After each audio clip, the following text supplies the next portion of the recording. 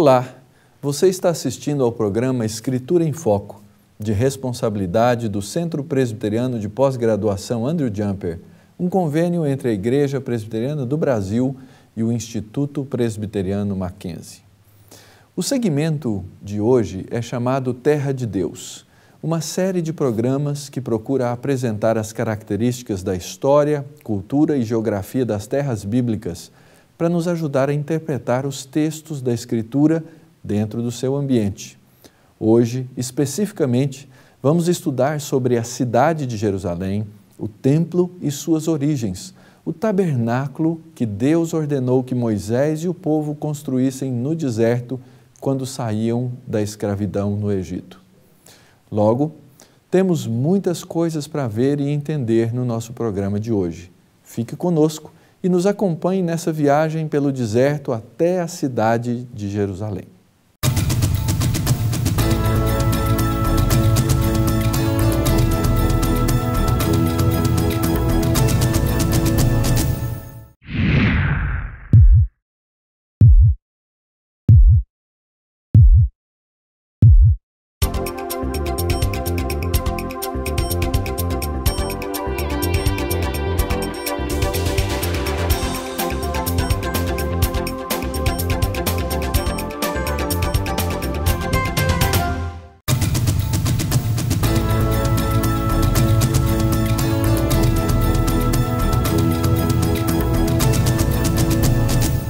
Para entender a existência da cidade de Jerusalém, temos que fazer uma boa caminhada pela história do povo de Deus, retrocedendo algumas centenas de anos antes do estabelecimento dessa cidade como a capital de Israel, também chamada de Cidade de Davi. Isso porque no centro da vida de Jerusalém encontra-se o templo, primeiramente construído por Salomão, filho de Davi, e destruído pelos babilônios, depois reconstruído quando o povo de Deus voltou do cativeiro na Babilônia, na época de Esdras e Neemias. Para ficar mais claro, temos que pensar em diferentes períodos quando falamos do templo. A primeira fase, a confecção do tabernáculo, que se deu ainda no deserto, antes do povo de Israel chegar na terra prometida e ali se instalar, é a primeira fase, é o primeiro momento de existência do lugar da adoração de Deus. O começo dessa história acontece aqui, no deserto do Sinai, bem ao sul aqui do mapa de Israel. O povo de Deus, liderado por Moisés, saiu do Egito e caminhou cerca de 3 meses no deserto até chegar a esse lugar. O povo de Deus, liderado por Moisés, parou e acampou-se nas sombras do Monte Sinai. Naquele lugar, a presença de Deus se manifestou e Deus ali ordenou a Moisés que subisse ao monte enquanto o povo esperaria pela volta do seu líder. No monte, Deus entregou a Moisés as tábuas da lei. Aparentemente, 2 jogos de tábuas, conforme o texto de Êxodo no capítulo 32. E voltando-se, desceu Moisés do monte com as 2 tábuas do testemunho nas mãos, tábuas escritas de ambos os lados, de um e de outro lado estavam escritas. As tábuas eram obra de Deus. Também a escritura era a mesma escritura de Deus esculpida nas tábuas. Também no Monte Sinai foi que Deus mostrou a Moisés um modelo do tabernáculo. Sim, uma visão do tabernáculo celestial sobre o qual Moisés desenvolveu o projeto de uma intrincada edificação que acompanhava o povo pelo deserto. Disse Deus: "E me farão um santuário para que eu possa habitar no meio deles, segundo tudo o que eu te mostrar para modelo do tabernáculo e para modelo de todos os seus móveis, assim mesmo o fareis." Ora, o santuário ordenado por Deus tinha funções muito claras. Sabemos pela própria Escritura que Deus não habita em um lugar específico e nem pode ser contido pelos limites de uma edificação feita por mãos humanas.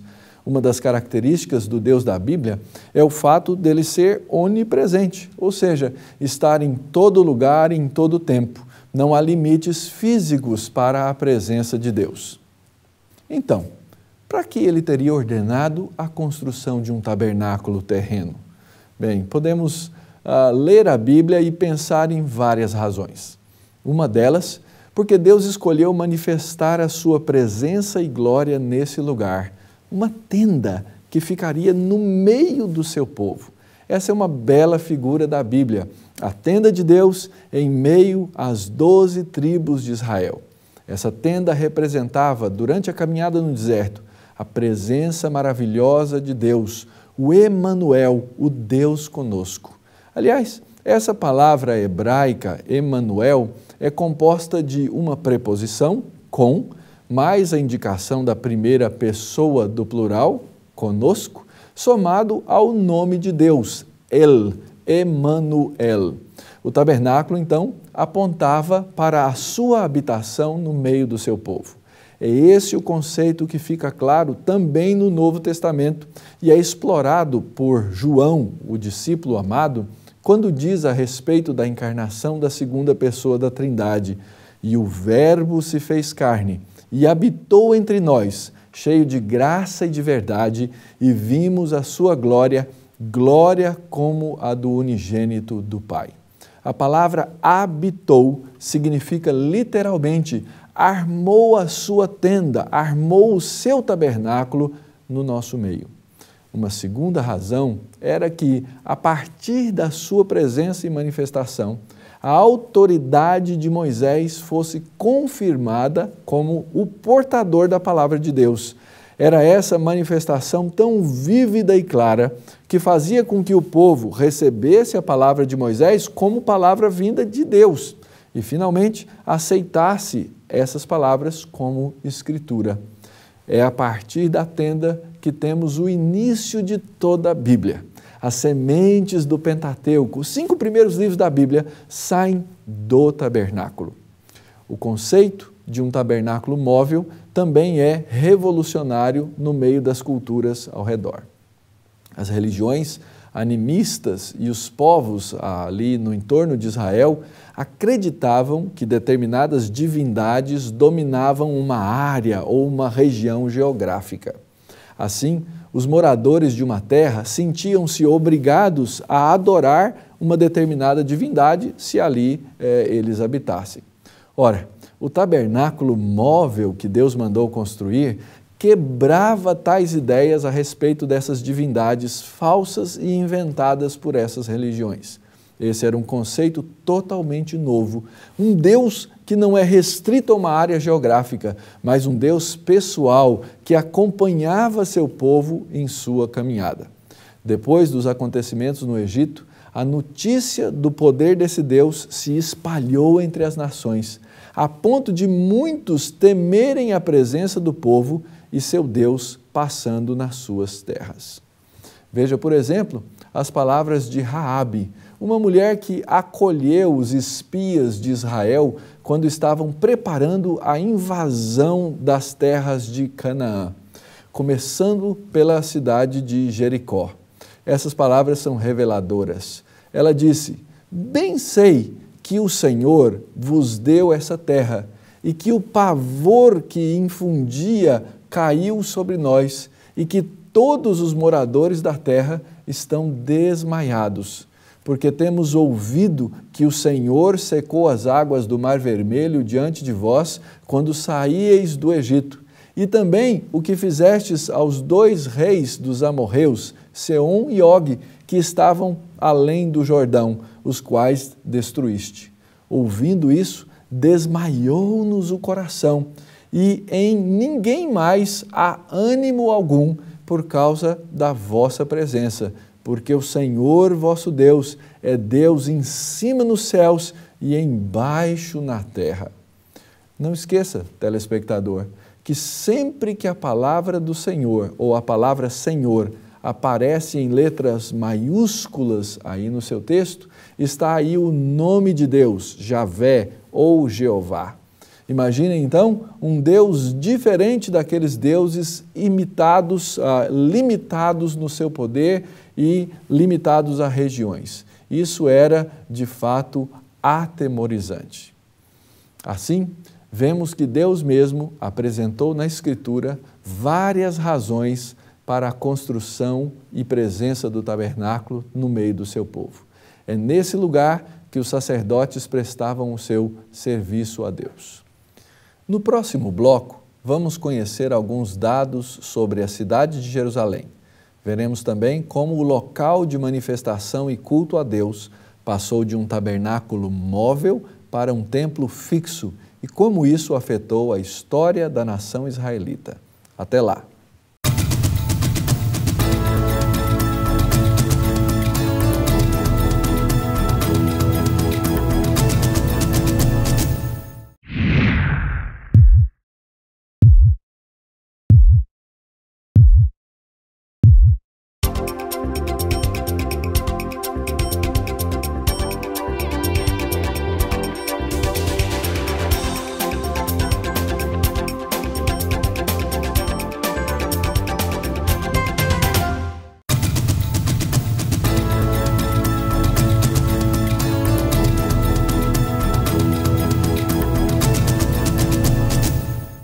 Você está assistindo ao programa Escritura em Foco, na série Terra de Deus. Hoje nós estamos estudando o tabernáculo e o templo e a cidade de Jerusalém. No bloco anterior, mostramos a importância do tabernáculo como uma manifestação da presença de Deus no meio do seu povo. Sabemos, porém, que o culto a Deus se instalou finalmente na cidade de Jerusalém. A pergunta é: como isso aconteceu? Ora, depois que os israelitas conquistaram parcialmente aquelas terras, começaram a se organizar politicamente, saindo de uma organização social tribal para se tornar uma monarquia, o que veio a acontecer, efetivamente, debaixo do reinado do famoso rei Davi. Antes dele, o primeiro rei de Israel, Saul, governou parcialmente sobre as tribos de Israel. A consolidação do reino de Davi se deu por meio da conquista e estabelecimento de uma capital para o reino. O lugar escolhido foi uma das mais antigas cidades existentes naquela região, conhecida como Jebus, mencionada primeiramente nos livros de Josué e Juízes e depois na conquista feita por Davi, um feito marcante narrado em 2 Samuel, no capítulo 5. Depois da conquista da cidade de Jebus, que passou a ser chamada de Jerusalém, Davi estabilizou o seu reinado por meio de muitas guerras e batalhas, fossem com outros povos ou internamente e até mesmo dentro da sua própria família. Quando Davi conquistou a cidade, que já era fortificada, ela foi reestruturada e finalmente a Arca da Aliança, que era parte do tabernáculo, foi trazida para a cidade, que também ficou conhecida como Cidade de Davi. Jerusalém se tornou o centro do governo político e religioso em toda a nação de Israel. Quanto aos demais objetos específicos do tabernáculo, não se tem notícia exata do que aconteceu com eles, mas aparentemente foram tomados junto com a arca e dali em diante desapareceram. Foi o próprio rei Davi que pensou em construir um templo para hospedar a arca, uma vez que durante muitos anos a mesma esteve em uma tenda que ele havia mandado fazer. Entretanto, Deus proibiu Davi que fizesse assim. A narrativa no livro de Samuel diz: quando teus dias se cumprirem e descansares com teus pais, então farei levantar depois de ti o teu descendente, que procederá de ti, e estabelecerei o seu reino. Este edificará uma casa ao meu nome, e eu estabelecerei para sempre o trono do seu reino. Assim, Davi não pôde construir o templo, mas a tarefa foi delegada a seu filho, Salomão. A história da construção e consagração do templo de Salomão está registrada nos livros de Reis e Crônicas. A confirmação de Deus de que este agora seria o lugar da manifestação da sua glória e presença no meio do seu povo, encontra-se narrada de maneira esplêndida em Crônicas. Tendo Salomão acabado de orar, desceu fogo do céu e consumiu o holocausto e os sacrifícios, e a glória do Senhor encheu a casa. Os sacerdotes não podiam entrar na casa do Senhor, porque a glória do Senhor tinha enchido a casa do Senhor. Todos os filhos de Israel, vendo descer o fogo e a glória do Senhor sobre a casa, se encurvaram com o rosto em terra sobre o pavimento e adoraram e louvaram o Senhor, porque é bom, porque a sua misericórdia dura para sempre. Nessa ocasião, a aliança graciosa de Deus é também, mais uma vez, confirmada. E o próprio Senhor diz a Salomão: ouvi a tua oração e escolhi para mim este lugar para a casa do sacrifício. Se eu cerrar os céus de modo que não haja chuva, ou se ordenar aos gafanhotos que consumam a terra, ou se enviar a peste entre o meu povo, se o meu povo, que se chama pelo meu nome, se humilhar e orar, e me buscar, e se converter dos seus maus caminhos, então eu ouvirei dos céus, perdoarei os seus pecados e sararei a sua terra. Estarão abertos os meus olhos e atentos os meus ouvidos à oração que se fizer neste lugar. Agora, não há mais dúvidas. Jerusalém é o lugar onde o Senhor acolhe o seu povo, recebe-o em contrição e manifesta a sua graça purificadora. Por vários séculos, esse continuará a ser o local central para a adoração do povo de Deus. Em razão disso, na mente de muitos, Jerusalém se torna a cidade eterna, a cidade que não pode ser destruída por causa da presença de Deus. E isso aconteceu. Primeiro, o Reino do Norte, uma divisão da nação que aconteceu depois da morte de Salomão, foi destruído no ano 722 a.C. pelos assírios. Diz a palavra: no ano 9 de Oséias, o rei da Assíria tomou a Samaria e transportou a Israel para a Assíria e os fez habitar em Ala, junto a Abor e ao rio Gozã e nas cidades dos Medos. Tal sucedeu porque os filhos de Israel pecaram contra o Senhor seu Deus, que os fizera subir da terra do Egito, de debaixo da mão de Faraó, rei do Egito, e temeram a outros deuses. O Reino do Sul ainda permaneceu por mais algum tempo, mas em 586 a.C. foi dominado e destruído pelo exército da Babilônia. Jerusalém foi queimada, o templo foi destruído, os seus utensílios sagrados levados para a casa dos deuses da Babilônia. Diz a Escritura: sucedeu que no 9º ano do reinado de Zedequias, aos 10 dias do 10º mês, Nabucodonosor, rei da Babilônia, veio contra Jerusalém, ele e todo o seu exército, e se acamparam contra ela, e levantaram contra ela tranqueiras em redor. A cidade ficou sitiada até ao 11º ano do rei Zedequias. Aos 9 dias do 4º mês, quando a cidade se via apertada da fome e não havia pão para o povo da terra, então a cidade foi arrombada e todos os homens de guerra fugiram de noite pelo caminho da porta que está entre os 2 muros perto do jardim do rei, a despeito de os caldeus se acharem contra a cidade em redor. O rei fugiu pelo caminho da campina. Foi um dia de grande dor e pesar, de muitas mortes, de tristeza sem medida no meio do povo de Deus. Muitos não creram na advertência dos profetas e foram pegos de surpresa. Outros, tendo ouvido a pregação de Jeremias, Abacuque e demais profetas, creram e sabiam que estavam indo para o cativeiro por causa da rebeldia dos seus líderes, dos sacerdotes e do próprio povo. Porém, tendo ouvido a profecia, sabiam que Jerusalém seria restaurada e cerca de 70 anos mais tarde, seus descendentes voltariam para a terra e para aquela cidade santa. Na voz dos profetas havia a esperança. Eis o soberbo, sua alma não é reta nele, mas o justo viverá pela sua fé.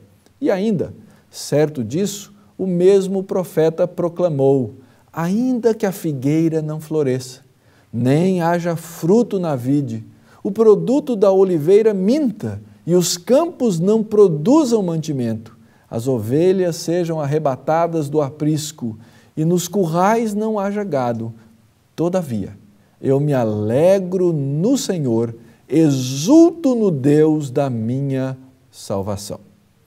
No próximo bloco, veremos como isso aconteceu, como o templo foi reconstruído e, finalmente, como o Senhor Jesus se relacionou com a casa de seu Pai.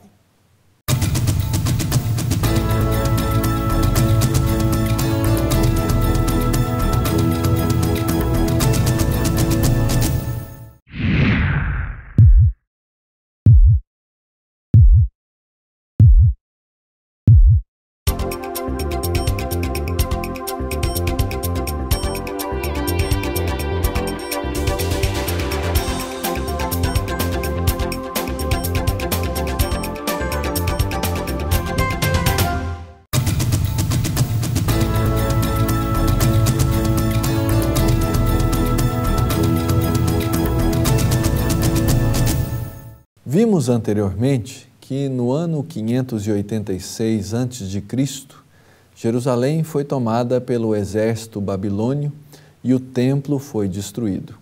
Certamente foi um tempo de grande desolação, não só o momento da destruição, mas todo o período do cativeiro. Encontramos um exemplo claro disso no Salmo 137. O salmista diz: às margens dos rios da Babilônia, nós nos assentávamos e chorávamos, lembrando-nos de Sião. Nos salgueiros que lá havia, pendurávamos as nossas harpas, pois aqueles que nos levaram cativos nos pediam canções, e os nossos opressores que fôssemos alegres, dizendo: entoai-nos alguns dos cânticos de Sião. Como, porém, haveríamos de entoar o canto do Senhor em terra estranha? Se eu de ti me esquecer, ó Jerusalém, que se resseque a minha mão direita. Dentre alguns dos que se instalaram e viveram na Babilônia, havia uma grande expectativa. Um dos jovens israelitas que lá chegou e que guardou pura a sua fé foi o homem conhecido como profeta Daniel. No livro que leva o seu nome, vemos que ele, lendo o profeta Jeremias, compreendeu que o tempo de restauração prometido por Deus havia chegado. Era a hora do povo de Deus sair do seu cativeiro. Diz a Escritura: no primeiro ano de Dario, filho de Assuero, da linhagem dos Medos, o qual foi constituído rei sobre o reino dos caldeus, no primeiro ano do seu reinado, eu, Daniel, entendi pelos livros que o número de anos de que falara o Senhor ao profeta Jeremias, que haviam de durar as assolações de Jerusalém, era de 70 anos. O profeta, homem piedoso e temente ao Senhor, ora, confessa seus pecados e os pecados da nação, reconhece o motivo do cativeiro, que foi a desobediência, e clama pela misericórdia de Deus, pelo seu santuário assolado e pela cidade que é chamada pelo teu nome. O templo e Jerusalém, tipo e símbolo da presença de Deus no meio do seu povo e do mundo, são o motivo da oração do profeta, que ao entender os planos de Deus, intercede pelo seu povo. Aqui é importante observar que os servos de Deus são homens desejosos de participar na história que é escrita pelo próprio Deus. No desenrolar da história da redenção, reis e reinos são substituídos para que tudo o que Deus planejou aconteça de fato. Nessa época, o Império Babilônio caiu e os medo-persas assumiram o controle como nova potência mundial. O povo do cativeiro agora está debaixo de um novo governo, com uma nova política de dominação. Enquanto os babilônios usavam da prática de expatriação dos povos dominados, levando-os para outras terras, a política dos persas era a de manter os povos dominados no seu lugar de origem. Deus usa a instrumentalidade de homens como os reis Ciro, Dario e Artaxerxes da Pérsia para levar o povo de volta a Jerusalém, para restaurar a sua sorte. Homens piedosos como Esdras, Neemias e Zorobabel foram os líderes levantados por Deus para esse momento de restauração. De volta à terra, inicia-se a lenta e difícil reconstrução do templo e das muralhas da cidade.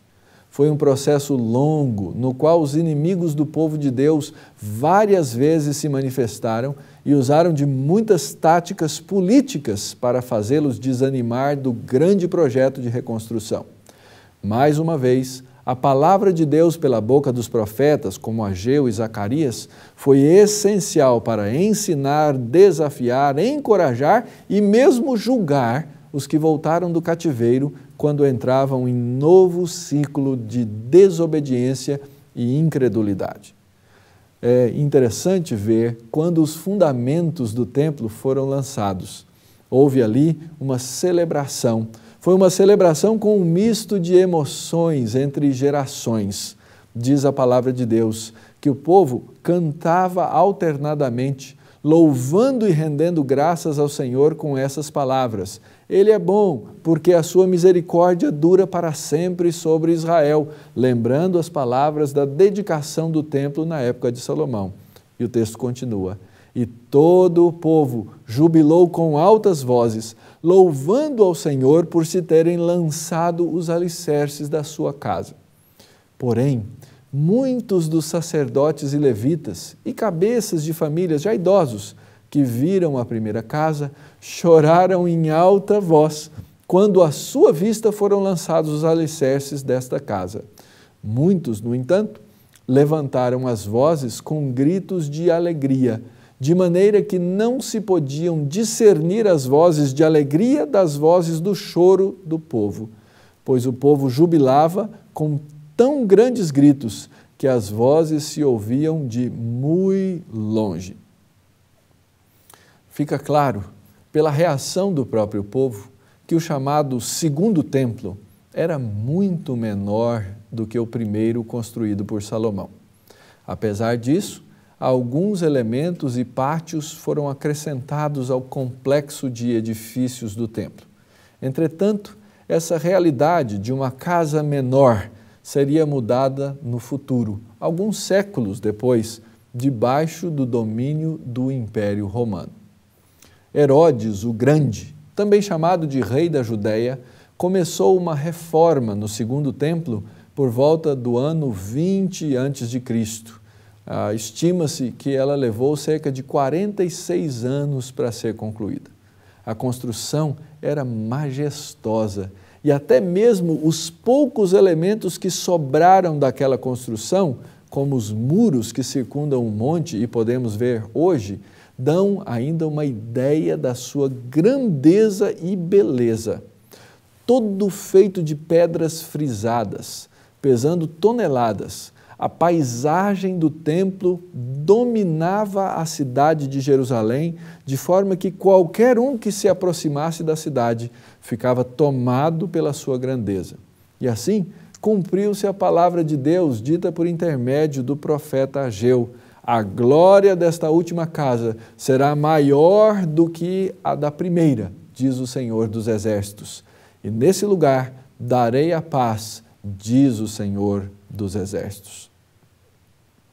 A promessa de Deus se cumpriu, não somente pela beleza física desse, quem sabe podemos chamar terceiro templo, mas principalmente porque esse templo testemunhou o ministério de Jesus, o Filho de Deus encarnado, aquele que traz a paz.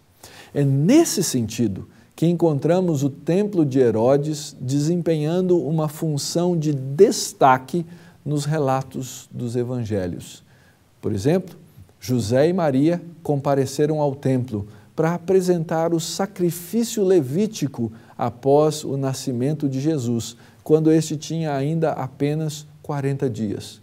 Foi nessa ocasião que Ana e Simeão confirmaram, por obra do Espírito Santo, que Jesus era, de fato, o Messias prometido em toda a Escritura do Antigo Testamento.